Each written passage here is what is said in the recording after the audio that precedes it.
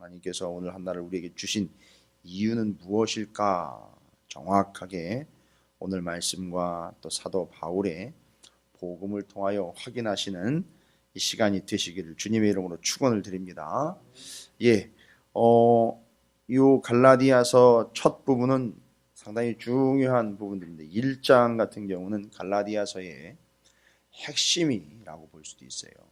주요 내용들은 쭉 또 중간중간 설명이 되지만 갈라디아서 1장은 바울이 하려고 하는 얘기, 우리가 꼭 들어야만 하는 이야기들을 아주 요약을 해서 앞부분에다가 위치를 시켜놓고 절대 딴 생각하지 말고 이 말씀들이 무엇을 이야기하려고 하는지, 갈라디아서가 뭘 말하려고 하는지 벗어나지 말고 중점적으로 다루려고 하고 말하려고 하는 건 이것이다. 그러니까 이거 붙잡아라. 다른 거 생각하지 말고. 지금 이야기하는 게 뭐냐 하면 1장의 6절부터 10절까지를 어제 새벽에 묵상을 했는데 6절부터 10절까지의 내용은 무슨 복음이냐면 다른 복음에 대한 얘기예요. 하나님이 말씀하지 않은 다른 복음을 얘기하는 거죠. 바울이 전하지 않은 다른 복음. 그러니까 다른 복음이라는 거는 복음을 전했는데 요것 말고 또 하나 더 있는 것, 이 이야기 아니에요. 이 컵이 지금 제가 알기로는 하나가 더 있는 걸로 알고 있어요. 그러면 이거 말고 다른 컵 주십시오 이러면 또 다른 컵이 나올 거예요. 그죠? 그런 개념의 복음이 아니에요. 그 다른 복음이라는 건 틀린 복음이라는 거예요. 이것과 완전히 다른 틀린 복음이라는 겁니다. 이해를 하셔야 됩니다. 그 틀린 복음인 곧 다른 복음은 없다는 거예요. 그런데 지금 갈라디아 교회 안에 그 다른 복음을 가라지처럼 뿌려놓는 인간들이 있다는 거예요. 그래서 누군가 이렇게 봤더니만 누군가 보기 이전에 다른 복음의 내용을 이렇게 살펴보니까 좋습니다. 뭐 예수 좋고 나 좋은데 예수 믿고 구원 얻어라 이거예요. 그런데 구원 얻는 데 있어서 뒤에 예수만 믿고 구원을 얻느냐.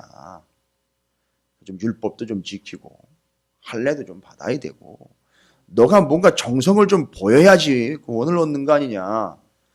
구약의 역사를 봐도 그렇고 성경을 봐도 그런 거 아니냐. 사람이 뭔가를 좀 해내는 것이 있어야 예수라는 존재에다가 플러스 뭔가를 좀 더해서 그 플러스 뭔가 봤더니만 자기 잘난 맛에 소위 말하면 그게 신앙이라고 착각을 해서 자기가 정성을 더해서 그 정성을 보고 하나님이 감동을 내서 구원을 줄 것이라는 그런 착각을 하면서 나름 열심을 내서 사람의 행위가 플러스 돼야 된다. 죄송하지만 사람의 행위를 계속 플러스 시키는 것은 제가 지금 천주교를 얘기하는 게 아니라 종교개혁 시대 때 천주교가 지금 천주교는 이야기하고 싶지도 않습니다. 타 종교에 대해서 뭐 얘기할 필요는 없는데 중세 시대 때 바로 그 카톨릭이 그 당시에 천주교가 이 얘기를 했어요. 공덕을 쌓아서 그것을 통해서 구원을 얻는다. 했기에 마틴 루터가 그건 아니다. 사람의 덕을 쌓고 사람의 공덕을 쌓아서 사람이 구원을 얻는 것 아니다. 전적 은혜로만 구원 얻는 것이지 그 믿음으로 구원을 얻는 것이지 사람이 뭔가 행위를 더해서 구원 얻는 건 아니다 라고 이야기를 해서 종교개혁이 일어났다 그랬죠. 어제 말씀드린 내용인데 다른 복음을 다시 설명을 하려고 하니까 이제 얘기가 한 번 더 되는 겁니다. 그런데 그 마틴 루터가 종교개혁을 일으킬 때에 근간과 중심과 배경으로 삼았던 게 뭐냐면 이건 종교학자들과 역사학자들이 교회 역사학자들이 말하고 다 같이 공감하는 바입니다. 바로 마틴 루터가 종교개혁을 일으킬 때에 그 근간이 뭐였냐면 이 갈라디아서 주석입니다. 바로 이 갈라디아서가 그 종교개혁의 배경이 됐어요. 그래서 종교개혁은 사람의 행위로 구원을 얻는다라는 것이 플러스가 돼가지고 본질적인 복음이 변질이 돼서 사람들이 그 본질이 아닌 비본질에 얽매였던, 율법에 얽매였던, 죄악에 얽매였던 그 더러운 본성으로부터 우리의 인간의 영혼을 구원을 시켜줬다 해서 마틴 루터가 갈라디아서를 표현하기를 갈라디아서를 매그나 카르타, 대헌장이다 라고까지 얘기했어요. 뭔 대헌장입니까? 자유의 대헌장이다. 왜요? 율법으로부터 해방시켜줬고, 사람의 행위로부터 해방시켜줬고, 죽음으로부터 해방시켜준 게 바로 이 갈라디아서의 내용이다 해서 마틴 루터는 갈라디아서를 자기 종교개혁의 근간으로 삼았어요. 그리고 어제 말씀드린 건데 기억나시는지 모르겠습니다. 사도 바울이 이 갈라디아서를 기록하고 그것을 마틴 루터가 읽고 마틴 루터가 그 갈라디아서를 뭐라고 표현했냐면 나는 갈라디아서와 결혼했다라고 이야기해요. 그리고 또 한 표현이 있죠. 갈라디아서는 나의 캐더린이다. 캐더린이 누구냐 하면 마틴 루터의 아내였습니다. 이렇게까지 표현을 했어요. 그래서 그 마틴 루터가 이야기한 오직 은혜, 오직 믿음, 오직 성경, 이걸 종교개혁의 모토로 삼았던 바로 그 종교개혁의 배경이 갈라디아서입니다. 역시 그때도 마찬가지예요. 종교개혁 때도 마찬가지고 갈라디아서가 나왔을 때에 갈라디아서가 말씀이 하나님의 말씀이 갈라디아서라는 이름으로 전파될 수밖에 없었던 이유는 뭐냐? 사람들이 교회의 성도들이 다른 복음의 영향을 받기 시작해요. 근데 그 다른 복음의 내용이 뭔가 봤더니 다른 거 아니죠. 예수 외에 다른 걸 더 추가를 하려고 하는 거예요. 네 행위를 좀 더 해야 된다. 그러니까 좀 더 써라 이거예요. 뭐 복채 냅니까? 점치러 가서 복채 내는 것처럼 그런 식으로 이야기하는 거예요. 네 행위를 좀 더 보태라. 더 보태라. 기왕에 헌금하는 거 좀 더 해야 되지 않겠느냐. 그걸 누가 시켜서 하는 겁니까? 본인이 하게 되면 하는 거. 하나님의 은혜와 감동이면 자원함으로 드려야 되는 것들. 또 자기가 자기 행위를 아무리 덧댄다 하더라도 그건 죄인의 행위예요. 근데 그걸 더해서 구원을 얻는다라고 이야기를 하니까 갈라디아서에서는 뭘 이야기하느냐? 그 모든 예수 그리스도와 은혜와 믿음 외에 다른 모든 것들 다 추가되고 첨가되는 거 다 떼어내 버리려는 거예요. 여러분이 혹시라도 오해하시거나 착각하실 수도 있어 제가 말씀드리는데 개척에 동참했다고 하나님이 그걸로 구원의 근거를 삼지는 않습니다. 잘 하신 것이긴 하지만 그것이 여러분의 구원을 좌우하진 않습니다. 자, 그럼 질문할게요. 여러분이 왜 개척에 동참했습니까? 낯을 내려고요? 내 이름과 내 스펙에 한 줄 더 넣어주려고요? 내가 신앙생활하면서 찾으시는 교회에 개척할 때 창립 멤버였다? 거기에 내가 힘을 보탰다? 그거 하나 더 넣으려고요? 아니죠. 여러분이 왜 개척에 참여했습니까? 믿음 때문 아닙니까? 믿음으로 온 거 아닙니까? 안 된다고 그러는데 가면 힘든다 그러는데 고생이라고 하는데 죽는다는데 그걸 믿음으로 감수하고 온 거 아니냔 말입니까? 그 믿음 때문에 구원을 얻는 거지 개척교회 했기 때문에 구원 얻는 게 아니라는 거예요. 저도 마찬가지인 거예요. 제가 아무리 저는 설교라는 말을 그렇게 좋아하는 표현이 아닙니다. 설교 잘 하려다 보면 남의 설교 베끼는 거고요. 설교 잘 하려다 보면 자꾸 다른 설교가랑 비교하게 돼 있는 거예요. 있는 그대로만 전하면 되는 거 아닙니까? 그리고 전하지 못할 바에는 차라리 그냥 같이 읽으면 되는 거 아닙니까? 다 초대교회들이 읽은 거 아닙니까? 그냥. 뭘 그걸 다른 걸 갖다가 추가를 해가지고 남의 얘기 갖다 추가해가지고 세상 얘기 갖다 추가해가지고서 이런저런 얘기 웃기는 얘기 재미있는 얘기 갖다 섞어가지고 그거 전달해가지고 그게 복음입네 하고 말씀입네 하고 전하는데 죄송합니다만 그걸 또 좋네 하고 또 받아들이고 있어요 성도들이. 당연하지요. 뭘 제대로 된 걸 전했어야죠. 우리가 지금 그런 현실입니다. 여러분 그게 다른 복음이라는 거예요. 그게 예수, 믿음, 은혜, 하나님의 진리의 말씀 외에 다른 걸 집어넣는 게 다른 복음인 거예요. 그리고 자기 신앙에다가 내가 이렇게 했네라고 자기 행적을, 자기 업적을 자꾸 추가해 놓는 거예요. 나 이런 사람입니다. 내가 이렇게 했습니다. 그게 다른 복음이라는 거예요. 자꾸 다른 걸 추구하는 거예요. 오직 예수의 은혜 말고 다른 걸 자꾸 집어넣는 거죠. 자, 이제 그거에 반해서, 그거에 반해서 사도 바울이 11절부터 17절에 다른 복음은 그런 문제가 있는데 여러분 정확히 파악하십시오. 다른 복음은 없습니다. 그리고 이제 11절부터 얘기가 되죠. 뭔 얘기 하려고 했는지 보세요. 형제들아 내가 너희에게 알게 하노니 내가 전한 복음은 이라고 얘기하죠. 내가 전한 복음은 그러면 지금 6절부터 10절까지 얘기한 다른 복음과는 다른 내가 전한 복음은 뭐예요? 사람의 뜻을 따라 된 것이 아니니라. 그 다른 복음이 그러니까 뭐예요? 다른 복음이 하나님과 예수 그리스도의 뜻과 중심이 아니라 사람이 중심이었던 거예요. 여러분, 담임 목사한테 아우 잘하십니다. 아우 최고이십니다. 이 이야기 듣는 순간 망가지는 거예요.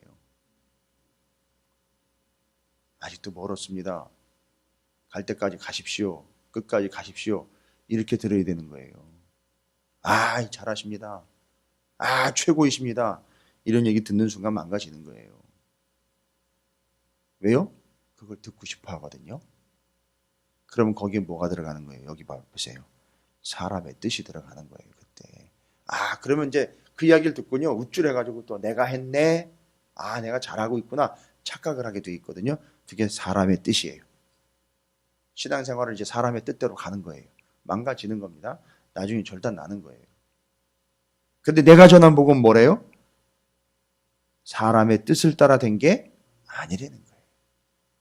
자, 그럼 내가 전한 복음의 내용들은 복음의 본질이 핵심은 여러분 다 아시지 않습니까? 예수 그리스도의 은혜. 예수 그리스도의 구원. 명확하게 나와 있는 그겁니다. 그것 외에 다른 것은 없어요. 그래서 얘기를 하는데 12절에 11절과 12절이 이야기하는 겁니다. 내가 전한 복음 11절을 다시 읽겠습니다. 형제들아 내가 너희에게 알게 하노니 내가 전한 복음은 사람의 뜻을 따라 된 것이 아니니라. 12절에 또 얘기합니다. 뭐가 아니다 얘기하는.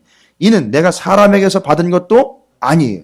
사람의 뜻을 따른 것도 아니고 사람에게서 받은 것도 아니고 사람에게서 배운 것도 아니에요. 여러분 복음은 배우는 게 아니에요. 그렇죠? 사람의 뜻을 따라 된 것도 아니고 사람한테 받는 것도 아니고 사람에게 배우는 것도 아니에요. 그러면요. 오직 예수 그리스도의 계시로 말미암은 것이라. 뭐예요? 여러분 복음은 아무나 받는 게 아니에요. 그러니까 신앙생활 40년 했어도 여전히 복음을 받지 못한 사람이 있어요. 이해가 되십니까? 아, 말이 안 되는 소리 하지 마십시오, 목사님. 목사, 장로도 복음을 못 받은 사람이 있어요. 아, 이 말이 다 알고 있는데 웃기지 마십시오. 알고 있는 거요. 그 알고 있는 거 어떻게 알게 된 건지 아십니까? 사람이 가르쳐줘서 아는 거예요. 근데 그게 사람이 가르쳐준 게 아니래죠, 복음은. 예. 뭐 부모한테 배웠대요. 부모가 가르쳐줘서 아는 게 아니에요. 자, 보십시오. 복음은 어떻게, 물론 전하는 자가 있어야 되는 거예요. 그 전하는 자도 사람에게 받은 게 아닌 거예요. 그 사람은 전했을 뿐이고 중요한 건 예수 그리스도의 뭐로 말미암았다고? 계시로 말미암았다고. 사도 바울이 복음 받은 거 기억나시죠? 다메섹 도상에서 어떻게 했어요? 중간에 누가 끼었나요? 아니죠. 주님이 직접 나타나셔서 어떻게 하셨죠? 야, 이거 받아라. 뭐 이건 이거야 설명 안 하셨어요. 그냥 주님이 당신이 그냥 나타나셨어요. 네가 핍박하는 예수다. 나다. 복음은 설명을 해서 이해를 시켜서 전달을 해서가 아니라 받는 거예요. 예수 그리스도를 아예 받는 거라고요. 그러니까 이건 이해한다고 되는 게 아니고 영접이라는 표현을 왜 쓰느냐 하면 주님을 통째로 그냥 받아들이는 거예요. 내 존재가 인격적으로 만나서 받아들이는 거예요. 그게 복음인 거예요. 그러니까 여전히 신앙생활을 오래 했어도 예수를 받아들이지 못한 채 그런 상태에 있는 사람은 여전히 복음을 받은 게 아니에요. 그 문제 뭐냐? 사람의 뜻, 사람에게서 받은, 사람에게서 배운 걸 가지고 지금 복음인 것처럼 착각하고 있는 사람들이 있다는 거예요. 그러나 이 복음은, 내가 받은 바 복음은 예수 그리스도의 계시다 직접 보여주시고 직접 알려주시고 당신이 직접 내게 오신 것, 이걸 얘기하는 거예요. 그래서 여러분은 이해했을 때 상식적으로나 내용적으로나 또 이론적으로 복음을 알고 이해하고 있는 게 아니라 예수 그리스도를 믿음으로 지금 받아들이는 것, 요게 복음을 받아들인 것, 그렇게 이야기를 하는 거예요. 다른 복음은 없는 거예요. 그래서 또 사도 바울이 얘기를 합니다. 그래서 이 복음은 사람의 뜻도 아니요, 사람에게서 받은 것도 아니요, 사람에게서 배운 것도 아니요, 오직 예수 그리스도의 계시로 직접 보여주심으로. 이거요, 여러분이 잘 이해 안 되시면 데살로니가 전서 우리가 이미 살펴봤잖아요. 데살로니가 교회 성도들의 믿음, 소망, 사랑이 있었던 이유, 여러분 기억나십니까? 그들이 하나님의 말씀을 받을 때에 어떻게 했어요? 사람의 말로 받지 아니하고 하나님의 말씀으로 받았다 그래요. 그래서 그게 그들에게 믿음, 소망, 사랑이 있게 된 배경이에요. 자, 이거 이해하시면 돼요. 이게 사람의 말로 받지 않고 하나님의 말씀으로 받는 거예요. 왜요? 하나님이 직접 말씀하신 거예요. 그러니까 이 성경을 대할 때에 이건 책이다, 글이다가 아니라 이게 하나님의 말씀이다라고 하나님 말씀으로 받는 거예요. 제가 이제 김성호 목사가 말씀을 전하고 있지만 저건 김성호 목사가 말하는 게 아니고 하나님이 김성호 목사를 통해서 말씀하시는 거다 해서 받아들이는 거예요. 자, 그럼 이게 진짜 복음을 받아들일 때 우리의 자세와 연결이 되는 거예요. 사람에게 배운 것도 사람을 통해서도 사람의 뜻도 아닌 하나님이 말씀해 주신, 직접 이야기해 주신 그걸 받아들이는 것, 그게 계시였다라고 이야기를 해요. 자, 그래서 여러분께서 정확하게 이해하셔야 됩니다. 사람에 의한 것이 아니다. 그래서 자꾸 사람의 행위가 추가가 되면 안 되는 거예요. 그건 다른 복음 되는 거예요. 또 예수 말고 다른 걸 더 추구하고 요청하는 것도 다른 복음이에요. 예수님으로 만족하시죠? 예수님 믿는데 돈도 좀 있어야 되고, 예수님 믿다 보면 또 이것저것도 좀 더 필요한 것들도 있어야 되고, 이렇게. 그거 다른 복음이에요. 예수님 말고 다른 거 더. 우리가 예수님 말고 예수님으로 만족하지 않고 다른 걸 더 구하고 있다면 여러분 지금 다른 복음을 받은 거예요. 진짜 복음 아니에요. 진짜 복음은 예수님만으로 만족이에요. 말씀만으로 만족이에요. 자, 이게 이제 복음의 첫 번째 특성이에요. 사도 바울은 할 말이 많거든요, 지금. 다른 복음을 전하면 어떻게 되는지 아십니까? 사도 바울이 얘기했어요. 천사라도 저주를 받는다 그랬어요. 엄청난 얘기예요. 천사라도 저주를 받는다. 제가 여기서 다른 복음 전하면요, 제가 저주를 받아요. 여러분이 다른 복음 붙잡고 살아가다 보면 저주를 받는다고요. 기분 나빠 저주한다는 개념이 아니라 다른 복음 붙잡는 순간 저주예요. 제가 어떻게 강단에서 다른 복음을 전합니까? 예수 말고 다른 걸 섞어가지고 어떻게 비빔밥으로 만들어가지고 전해요. 여러분, 다른 복음은 없습니다. 두 번째, 13절, 14절을 보니까 내가 이전에 유대교에 있을 때 언제죠? 복음의 기준으로 치면 복음을 받기 전이잖아요. 그죠? 지금 복음 받기 전 얘기를 하네요. 내가 이전에 유대교에 있을 때 행한 일을 너희가 들었거니와. 그렇죠. 어떻게 했는지 알죠. 사람들이 다. 어떻게 했어요? 복음을 받기 전에 복음을 받은 사람들을 어떻게 했어요? 핍박했어요. 죽였어요. 아주 그냥 다 쓸어 엎었습니다. 여러분, 그 사람들이 그 스데반을 쳐 죽일 때에 돌로 쳐 죽이고 그 옷과 그 도구들을 바울의 발 앞에 탁 털고 놓고 간 그 사건들을 기억하실 거예요. 그러니까 뒤에서 다 조정하고 자기가 직접 나서서 일처리를 했어요. 뭐요? 교회를 멸하고 교인들을 잡아서 죽이는 일에 적극적으로 앞장을 섰었어요. 바울이. 그러니까 바울이 학문적으로 뿐만 아니라 그 당시에 유대교 안에서 상당한 위치에 있었던 거예요. 대단한 위치에 있었습니다. 자, 그 전 얘기하는 거예요. 그래서 들었거니와 하나님의 교회를 심히 박해하여 멸하고라고 얘기했어요. 박해했다라고만 이해하고 있어요. 멸하고라고 얘기했어요. 아예 그냥 싹을 다 잘라버려가지고 아주 다 밟아 없앴다라는 얘기죠.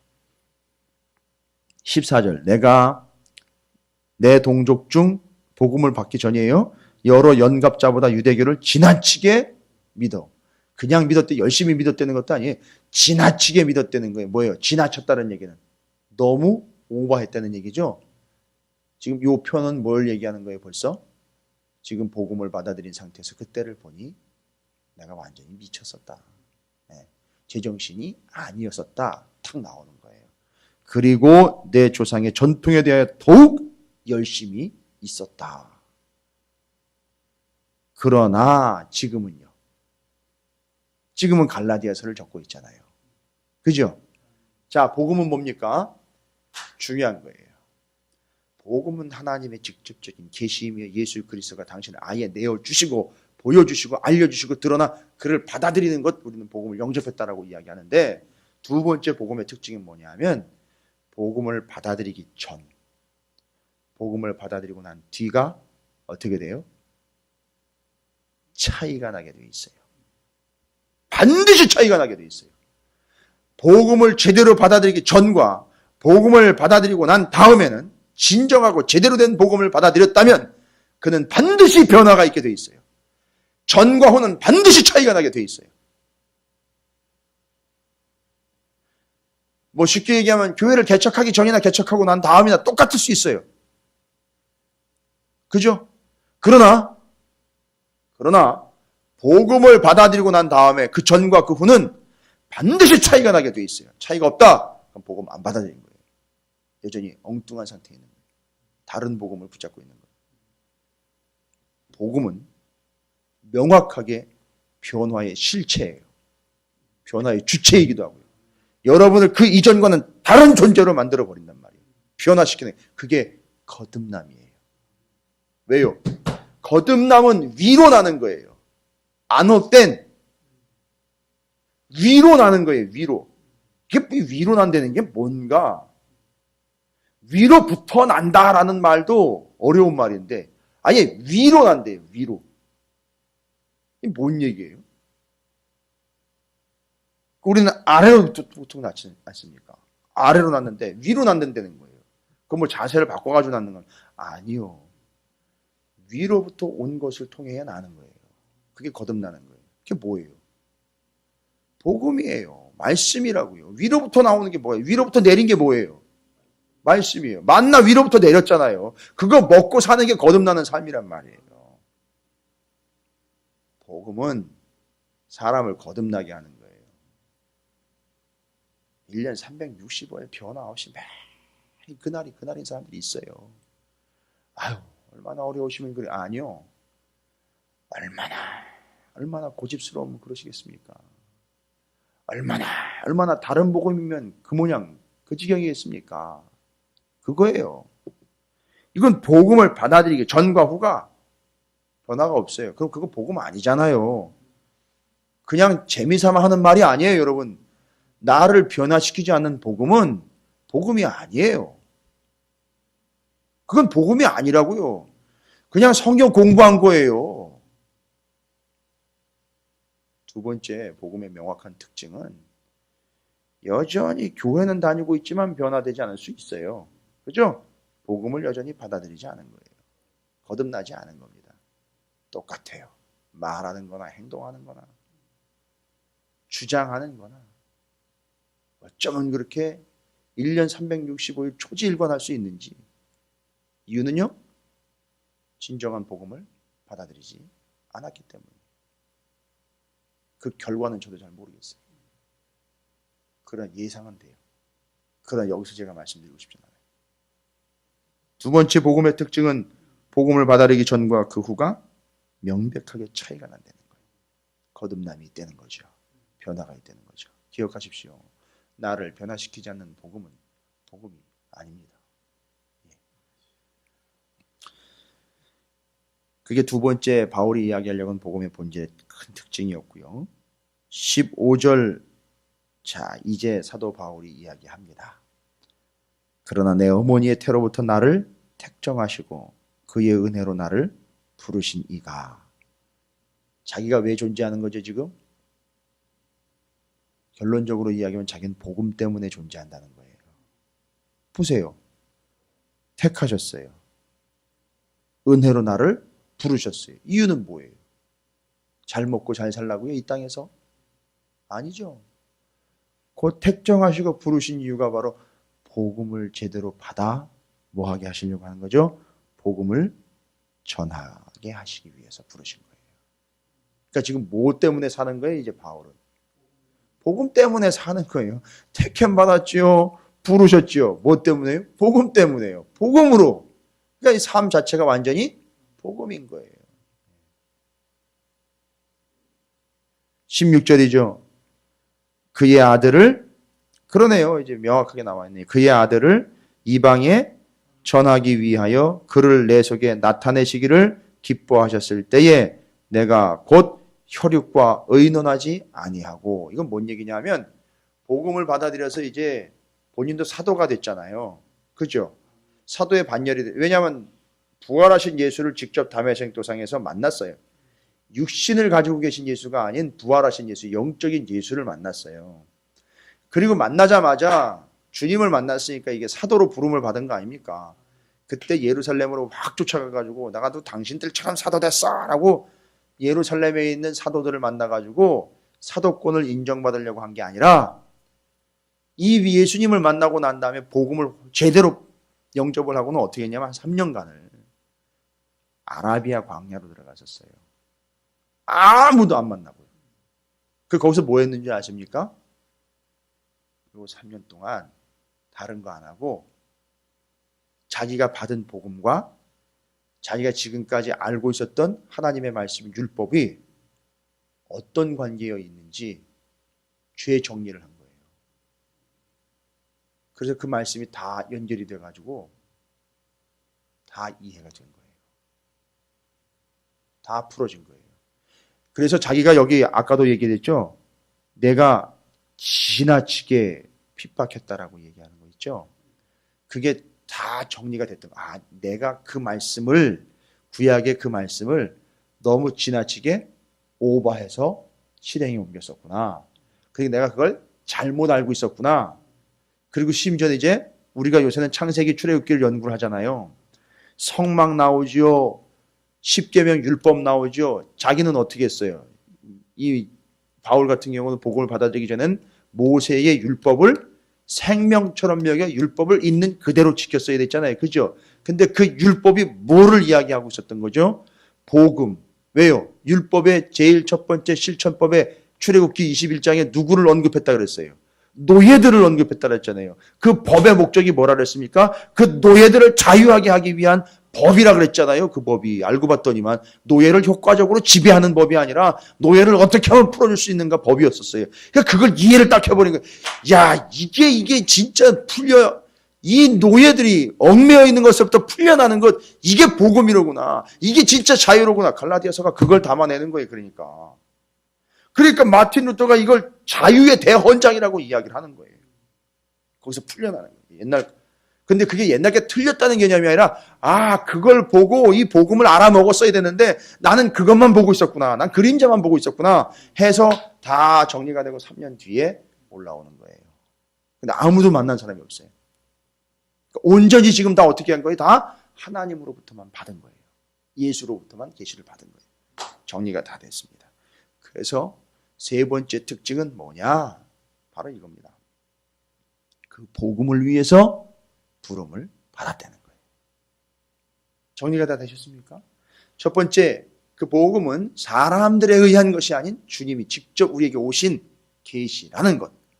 두 번째, 복음은 받기 전과 받고 난 다음이 분명하게 차이가 나게 되어 있다는 것.